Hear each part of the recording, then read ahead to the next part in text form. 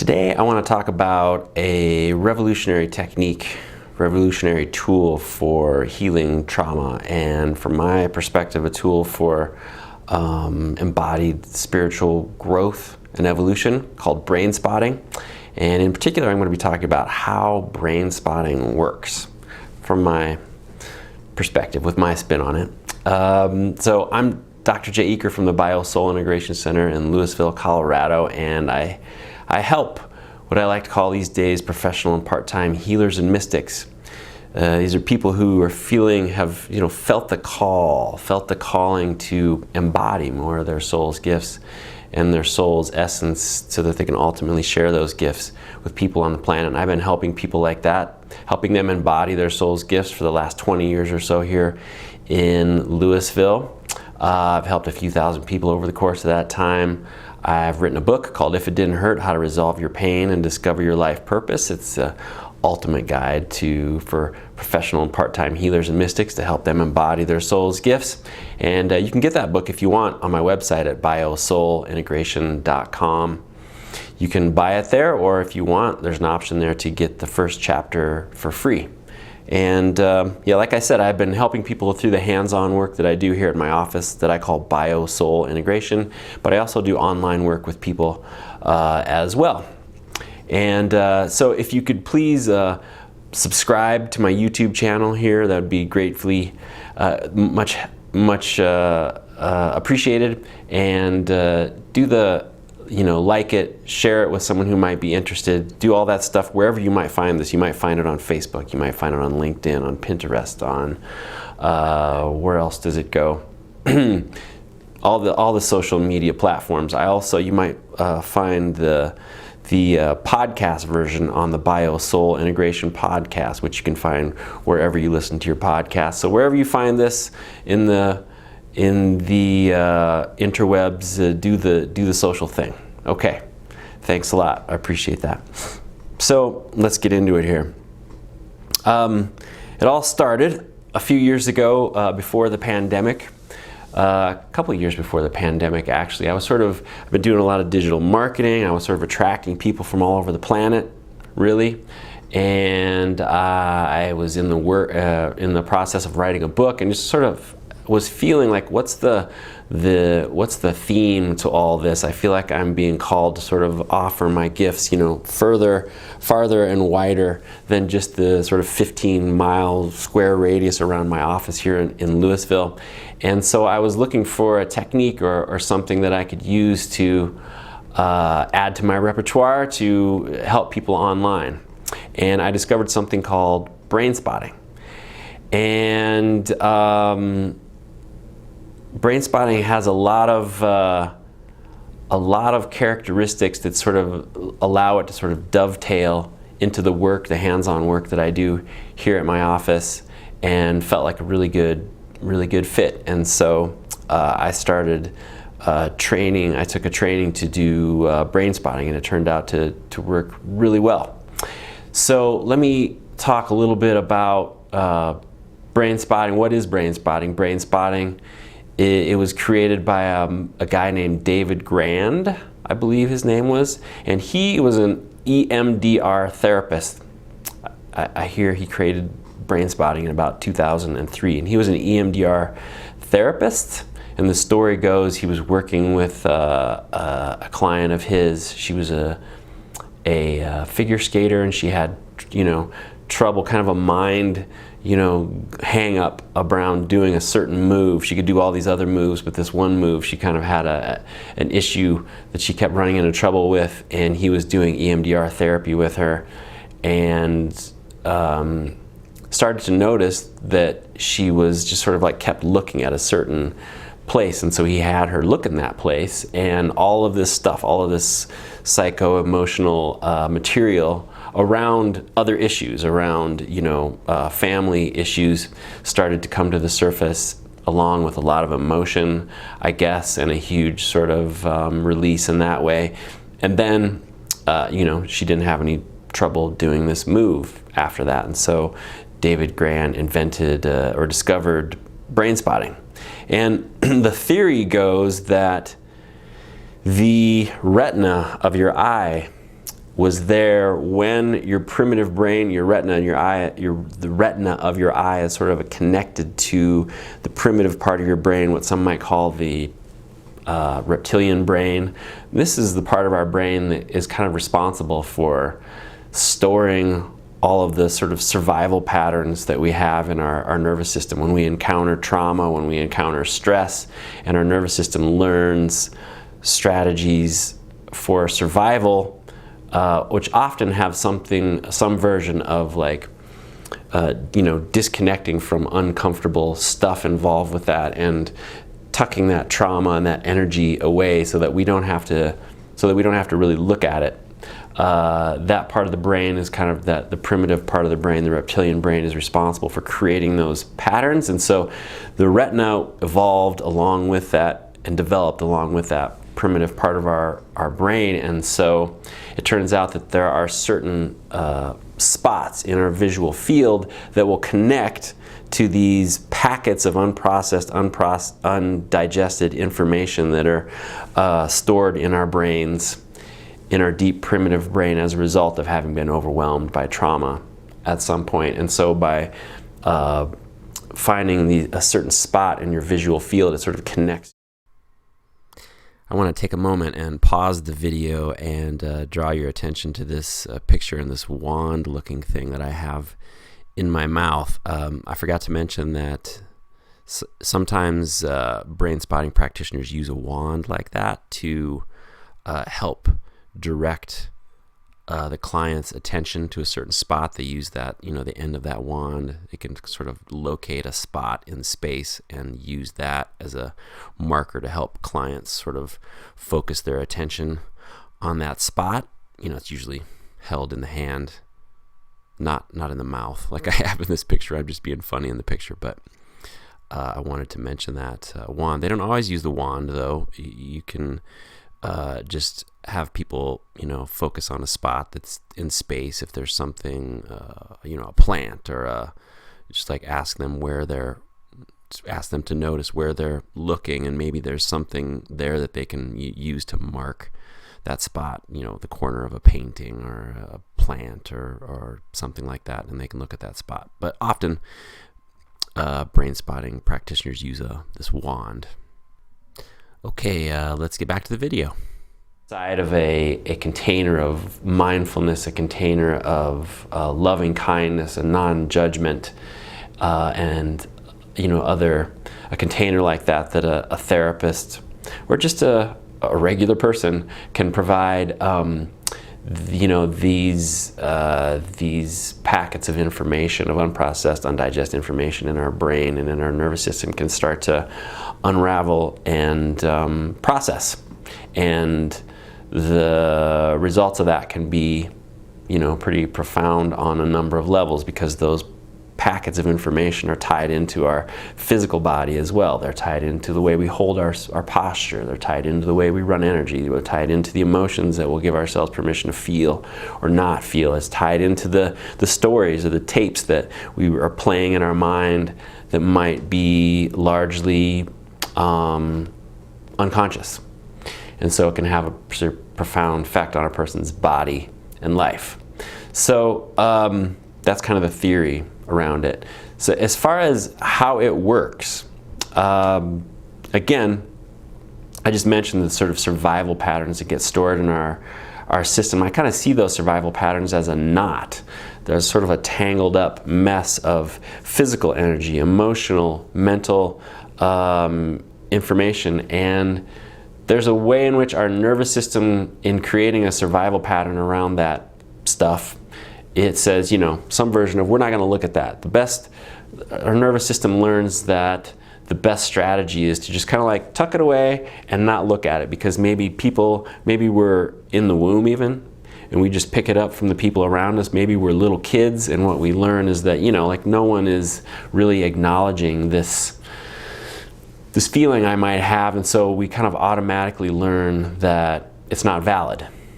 And in that invalidation process, our nervous system kind of like tucks it away and says, oh, it's not really safe to look at this, to feel this right now, and so we're just going to kind of put it in a place where you don't have to feel it. And But our nervous systems are really smart, and we have a lot of resources, intrinsic resources. And so just by, again, there's this program that has us constantly bypassing this information unconsciously. The people, the situations that we encounter in life actually are constantly trying to come into relationship with that information, but life is trying to get us to come into relationship with that information, but because it kind of goes against the nature of nature for things to be unconscious. But the survival part of us is constantly kind of keeping that information kind of tucked in the cellar. But as soon as we actually bring our attention to it, our nervous system, our body can actually do something about it. It's like it can never do anything about it, only because it's not aware of it. And so as soon as we become aware of it, there's strategies that happen in our system where our system starts to unravel that, starts to untie that knot. And so I use that a lot in my office through the work that I do, as we're drawing a person's nervous system out of defense and helping them focus on getting their nervous system to look at a survival pattern. Again, their nervous system just automatically starts to unravel that. Breath is a tool that their body starts to build. It may involve movement. It may involve emotional release. And likewise, with brain spotting, it's a way to get their nervous system to look at this thing that their nervous system has said is not a safe thing to look at inside of a safe environment. And when that happens, it can be chill, but there also can be, because it's tied into physical energy, emotional energy, mental energy, it can be, there can be physical symptoms that come to the surface. Maybe people re-experience pain, or maybe they all of a sudden have tingling or numbness. Often people yawn. There may be a variety of sort of physiological things that happen, and often emotional releases. They start to come into relationship with this emotion that's been tucked away for a long time. And again, that underpins the stories that we tell ourselves. And so people also come into relationship that you might find during a brain spotting session. You might find them just sort of like talking and saying, I never sort of realized that connection between what's happening now and how I was treated as a kid. As people are starting to sort of unravel that, it starts to come to the surface. I've witnessed some profound things in the sessions that I've done here at the Biosoul Integration Center, but the first time I saw things like that, it was again, I mentioned that I'd taken this brain spotting training. That was a few years ago. It is let's see if I can remember, Pacific Trauma Center, I believe, and Lisa Larson was the sort of main trainer that was teaching there. And yeah, I was just blown away. I saw some people kind of like in real time heal some sort of amazing, deeply set programs that had been, interfering in a major way with their life, and sort of saw that sort of unravel and felt that unravel in real time right on the spot. And so I knew, again, it's very similar to the things that people experience through the work that I do here, hands-on work. And so I knew that I was in the right place. There were a few principles that, a few characteristics of brain spotting, again, that sort of drew me to it. So I want to talk about a few of those. I like that it's possible to use it to access resource. What I say with the work that I'm doing often is that we're amplifying what works. We're connecting a person with what's resourced. And likewise with brain spotting, I think people in the process are getting connected with what's resourced, with what's working. And also you can find brain spots that are specifically geared towards resource. So I like that about it. I like that when we create safety, when you put have a person's attention rest on this unprocessed information in there when they contact that information in their brain and in their nervous system. Again, there are all these things that can start to happen, and sometimes that can be uncomfortable, but I like that in Brainspotting we trust, like, this is, our body is intelligent, our body knows what to do. This, shaking, or this emotional release, or this way that you're feeling cold right now, or this cramp that's happening, or this tension that you're noticing, like, we're actually going to trust that. We're actually going to bring our attention to that, bring our kind attention to that, our non-judgmental attention to that symptom, and watch it. And sort of trust that it's the body's, actually the body re-regulating itself. I like that Brainspotting is kind of an avenue for anyone who, anyone who is interested in a deeper relationship with themselves, with others. Anyone who's interested in healing can get into Brainspotting. It's easily accessible both from the standpoint of a client, and from being a client, and also from the standpoint of someone who wants to perform Brainspotting, help Brainspotting with others. When I did this training, they made it really accessible and really friendly. That way there was no, there were a lot of therapists, and there were a lot of, professionals, mental health professionals in this training, but there were also a lot of regular people. There were also a lot of people like me who were chiropractors or nurses or acupuncturists, and there were just, again, regular folks who just wanted a way to work with themselves, or who wanted to have better communication, more empathetic communication with someone they love, So it's really accessible like that. I like that Brainspotting focuses on embodiment. There's a big focus on bringing your attention to the sensations in your body, noticing what's happening in your body, and trusting what's happening there. Uncomfortable things are coming up, okay. Don't freak out. We're not going to try to make those things go away. We're going to let it happen as energy is sequencing itself through. That can look and feel a number of ways, and the focus is always on asking people to bring their kind attention to what they're noticing without any judgment. And when we can do that, that's a skill that changed my life, actually, that sort of got me into work like this, or really made me understand the power of work like this back when I read Eckhart Tolle's book, A New Earth. Something he suggests in there as the most important thing that, like, any human can do is to bring part of their attention, let part of their attention rest on the sensations in your body at any given moment. Because when you're doing that, you're in touch with your energetic body. And when you're in touch with your energetic body, you're also in touch with the intelligence that animates everything to life. And when you're in touch with the intelligence that animates everything to life, you keep doing that, you'll find that your body and your life are not out to get you. Your body and your life are actually at every moment have your best, your best interest in mind, your best interest at heart. And I like that the problem is always the sort of window to the solution. I found in my work that people have a problem, whether that's back pain, whether that's emotional issues, whether that's organ systems that aren't working like they're supposed to, or whatever. And people come with those problems, but when we get talking about those problems, it turns out that that problem is like a window to soul. That problem is a window to the solution. That problem contains all of the information. The pain, the problem, the challenge contains all the information, all the energy. Pain is really just bound up energy, and so when we are willing to sort of look at it, bring our kind attention to it, the energy that's bound up in that pain, the problem, the challenge starts to come to the surface of consciousness.